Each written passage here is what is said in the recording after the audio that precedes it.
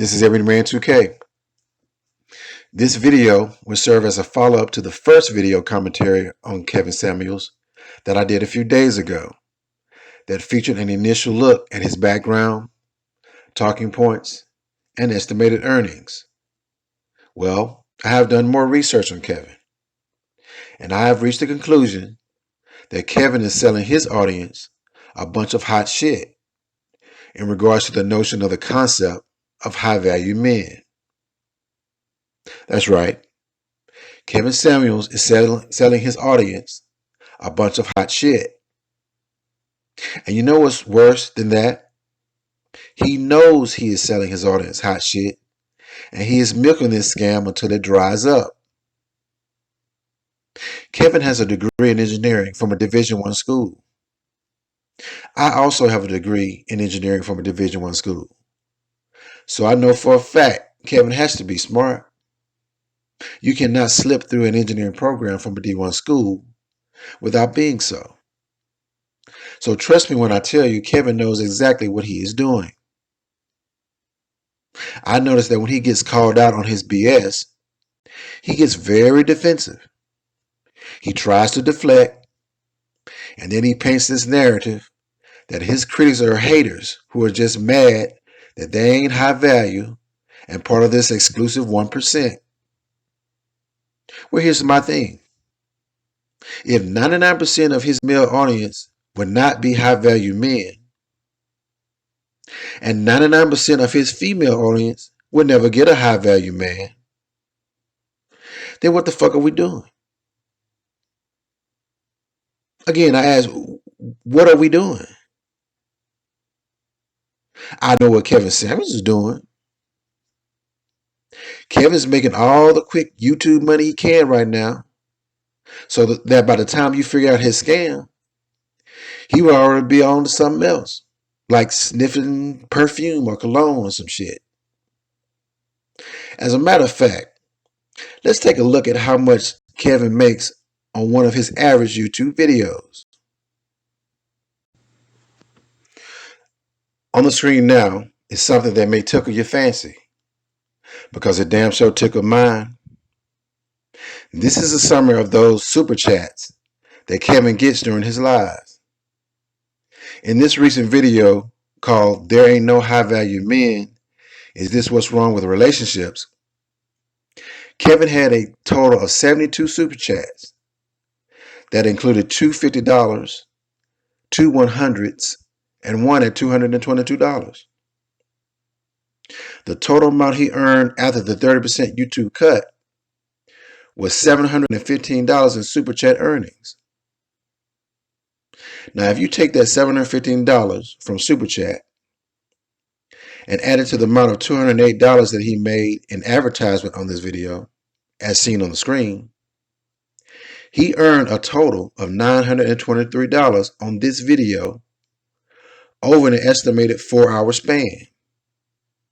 And that span includes the video time and any prep time he had before it. That leaves him with a pay rate of approximately $230 per hour. $230 per hour, y'all.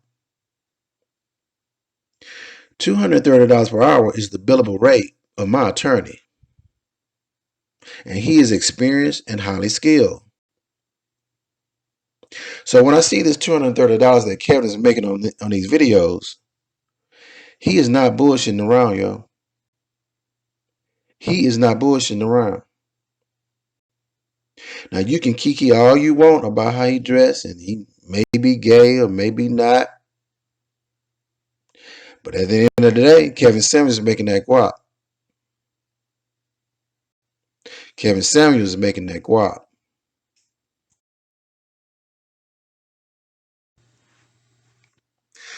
Now, here's the problem I have with Kevin Samuels' definition of a high-value man.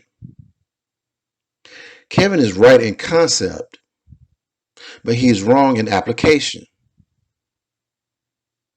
I repeat, Kevin is right in concept, but he is wrong in application. He is right in that all of us live in some form of a value system. Some value systems have origins in tradition, some in religion, others in geography and location. A person's value runs tantamount to the value system he or she is thrust into or choose to participate in. So when I listen to Kevin, it is obvious that he is living in his own reality. And he assumes that his reality is everyone else's reality, when it is not. In his world, he is actually correct under that world's value system. I've worked in corporate America, and yes, there are things that they value in order to get ahead, like appearance, the ability to socialize, the ability to communicate, the ability to kiss your boss's ass and lie to get away with shit.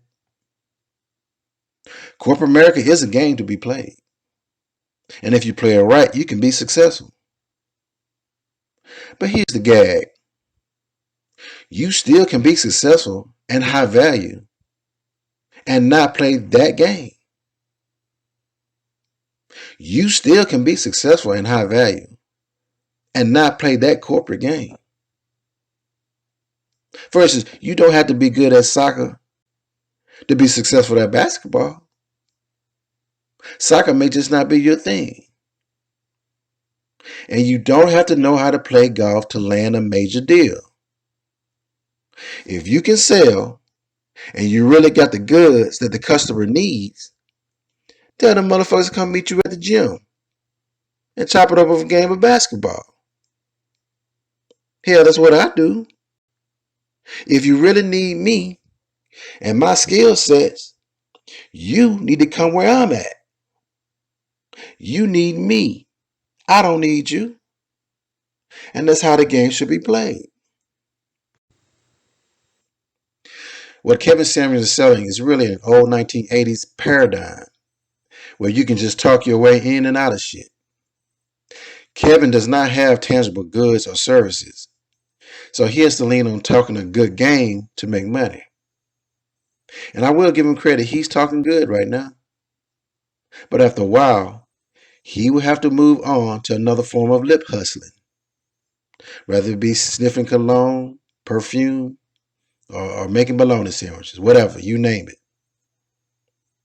Making six figures and having a lot of materialistic stuff to make you look important is not where it's at. No, sir. No, sir. No, ma'am. I studied engineering economics in school, and I currently draft capital expense proposals for multi-million-dollar projects. And I fully understand that real net worth is equal to assets minus liabilities. Real net worth is equal to assets minus liabilities. Most people think that accumulating a lot of things give you high value net worth, and it does not. If you have debt tied to those things, your net worth goes right back to zero. The same value of a bum. Now, you may not be a bum on the street, but if you are not a steward of your money, you will eventually become a bum at heart. On the screen now are the 6 components of a high-value man as defined by Kevin Samuels. And it reads as follows. Number 1, as far as money, a high-value man should be making at least $10,000 per month. And this is like in the city of Atlanta, so you can make adjustments based upon where you live. But the minimum is $10,000 per month. He also should be making this for at least 3 to 5 years in length of time. He needs to have group acceptance by other high-value men. He also needs to network with high-value men. And he also needs to have visibility as far as position and income at the LinkedIn level. So he has to show that he has this money and that he's living at a certain level and be visible with it. And lastly, number 6, he has to be useful to the group and others. Utility. That also gives him value. When I review these 6 items, they seem to be a bit random and not really rooted in anything. When I checked Kevin's credentials, I did not see certifications or degrees that would give credence to his knowledge of social paradigms. I could be wrong, but as of to date, I have not heard Kevin cite one specific book or author or any reports or studies that he read or he has performed that would support this specific narrative of a high-value man. It seems like some random shit he came up with on a Saturday morning over a bowl of cereal, based on his own limited experience and knowledge in his own bubble of life. In summary, his 6 components say you need to be a 6-figure nigga who know how to look good and know how to shoot the shit with others, which is the playbook for someone to succeed at the company Xerox in 1985. Ladies and gentlemen, we are living in 2020 and currently living in the information age. No matter how you look or who you know, if you have the high valuable information, you are the high value man. I repeat, if you have the high valuable information, you are the high value man. Now, if you don't believe me, go ask Mark Zuckerberg. Mark Zuckerberg wears the same gray t-shirt and jeans every day, and he looks like a pizza delivery guy. But Mark can hit a button right now and create scenarios to make a Democrat vote Republican. Make you buy shit you don't even want. And make a nigga kill his next door neighbor if he wanted to. All because he has the right information and algorithms to influence you and your decisions. Mark is a high value man not because of what he wears or who he knows or even how much he makes. He is a high value man because of what he can influence based on the valuable information that he owns. And he can do that with or without a tailored suit. So let me go ahead and close on this empty suit that is Kevin Samuels.